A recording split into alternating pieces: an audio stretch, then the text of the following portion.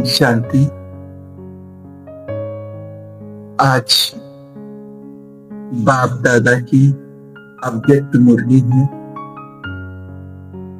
25 जून 1970 की। इस मुरली में बाबा हम बच्चों को सूक्ष्म पुरुषार्थ की इशारा दे रहे, साथ ही साथ आत्मा के संप्रभुता और माया के सूक्ष्म रूप का वर्णन कर रहे हैं।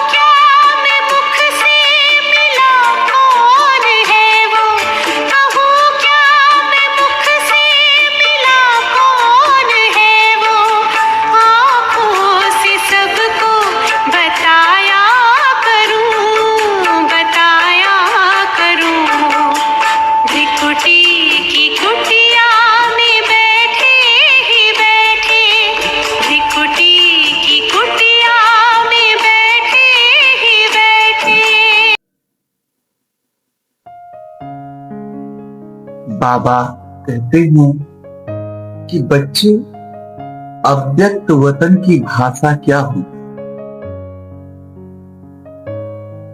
भाषा क्या होती है? भाषा वह माध्यम है जिसके द्वारा दो लोगों के मध्य अथवा दो से अधिक लोगों के मध्य संवाद स्थापित हो सकता है, बातचीत हो जाती है, उसको कहते हैं भाषा। तो केवल भाषा से ही बातचीत हो सकती है और कोई तरीके नहीं होते? क्या क्या होते हैं? इशारों से भी बात हो जाती है और कैसे हो जाती है? खासकर इस दुनिया में इशारों से बात होती है। बाबा कहते हैं कि अव्यक्त वतन में, क्योंकि वहां साउंड नहीं होता, आवाज नहीं होती, तो वहां पे इशारों की भाषा में बात करते हैं। वाइब्रेशंस की भाषा होती है, एक दूसरे से कैसा वाइब्रेशंस आ रहा है और उससे मन की बात को समझते हैं। फीलिंग्स की भाषा होती है और संकल्पों की भाषा होती है। संकल्प का आधार भी भाषा ही होती है, लेकिन बाबा कहते हैं मन में संकल्प चलेगा तो उससे चेहरे पे जो भाव आते हैं, उन भावों को पढ़ करके सूक्ष्म वतन में बातचीत हो जाती है। बाबा कहते हैं ये जो भाषा है वाइब्रेशंस की, इशारों की, फीलिंग की, संकल्पों की, भावों की, ये भाषा इतनी शक्तिशाली है कि 1 सेकंड में बड़े से बड़ा रहस्य स्पष्ट हो जाता है और वाणी से बोलने किसी चीज को स्पष्ट करने में बहुत समय लग जाता है। तो बाबा कहते हैं अभी धीरे धीरे आप सबको आवाज से परे जाना है और इशारों पर कारोबार चलाने का अभ्यास करना है। बोलना बहुत कम पड़े, ऐसा अभ्यास करना है। इशारों से, संकल्पों से, भावों से कारोबार चले, इसको कहते हैं अव्यक्त भाषा।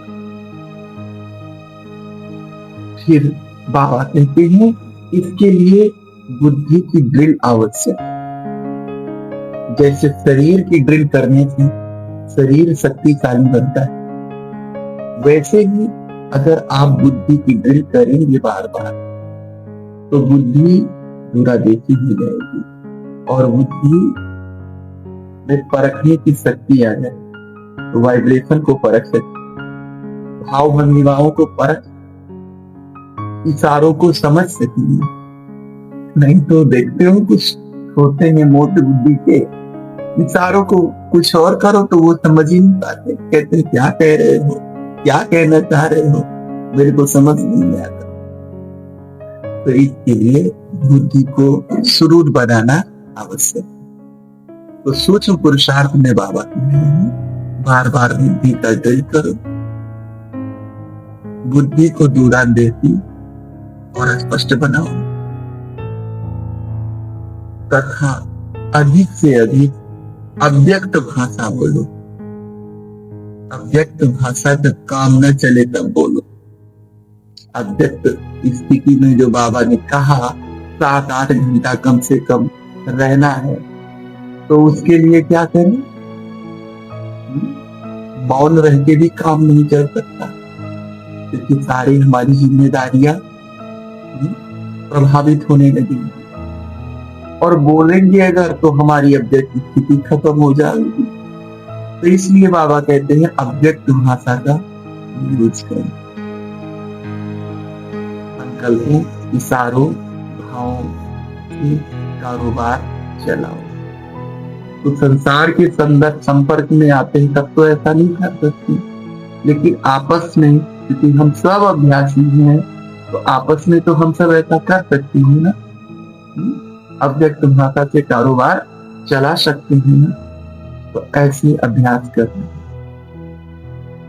फिर बाबा कहते हैं कि वर्तमान समय में आपको 3 रोल होने चाहिए, चेकर बनो, मेकर बनो और रूलर बनो।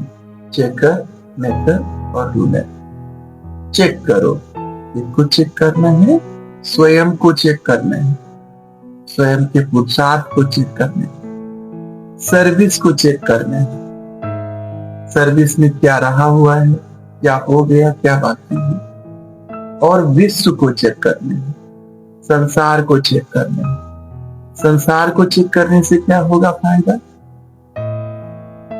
परखने की शक्ति आ जाएगी, संसार को किस चीज की जरूरत है वो आप दे सकेंगे और संसार आपको कभी धोखा नहीं दे पाएगा। स्वयं को चेक करने से स्वयं की उन्नति होने लगेगी, सर्विस को चेक करने से सर्विस में सुधार होने लगेगा। तो इस प्रकार से बाबा ने चेकिंग कहाँ कहाँ करना है ये बताया। फिर बाबा ने कहा कि मेकर बनो। तुम्हें बनाना है, क्या बनाना है? ला बनाना है। ला मेकर हो, न्यू वर्ल्ड के मेकर हो और पीस मेकर हो। पिछली मुरली में बाबा ने चलाया है कि अभी के जो ला है, नियम है, रसम है, वो भविष्य में ट्रांसफर होने हैं। तो आप ला मेकर भी, पीस मेकर भी हो, जहां रह रहे हो शांत हो। और तीसरा है नई दुनिया को बनाना। तीसरा रूलर, रूल करो, रूल माना शासन करना होता है। तो कहाँ शासन करना है? अभी तो स्वयं पे शासन करना है, स्वयं पे अनुशासन रखना है, और भविष्य में फिर जब राज्य पद मिलेगा तो वहां भी शासन कर सकेंगे। तो ऐसी बाबा कहते हैं जैसे कि कोई गवर्नमेंट के ऑफिसर्स होते हैं, इंस्पेक्टर होते हैं, ऑडिटर्स होते हैं, तो वे जब किसी बड़े बड़े फैक्ट्री आदमी जाते हैं तो वहां पे क्या चेक करते हैं? वहां पे चेक करते हैं करप्शन तो नहीं है, अडल्ट्रेशन तो नहीं है। करप्शन माना भ्रष्टाचार तो नहीं है, अडल्ट्रेशन माना मिलावट तो नहीं है।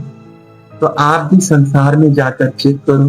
बाबा कहते भिन्न भिन्न संगठनों में जाओ, ये 1970 में भिन्न भिन्न संगठनों में जाओ। वे जो आत्मा परमात्मा की बातें करते हैं, अध्यात्म की बातें करते हैं, उनमें कहीं मिलावट तो नहीं है। आप देखो कि जो बातें करते हैं वो जीवन में भी है या जीवन में ही है। अगर जीवन में नहीं है, बातों में ही केवल बातें हैं, तो समझो ये भ्रष्टाचार है, करप्शन है। तो बाबा कहती है ऐसे आप संसार को चेक करो। फायदा क्या होगा? इससे फायदा ये होगा, हमें पता चलेगा कि संसार की कथनी करनी में कितनी भिन्नता है, कितना मिलावट हो गया है ज्ञान। तो ये बातें आपको पता चलेंगी और आप संसार में फंसेंगे।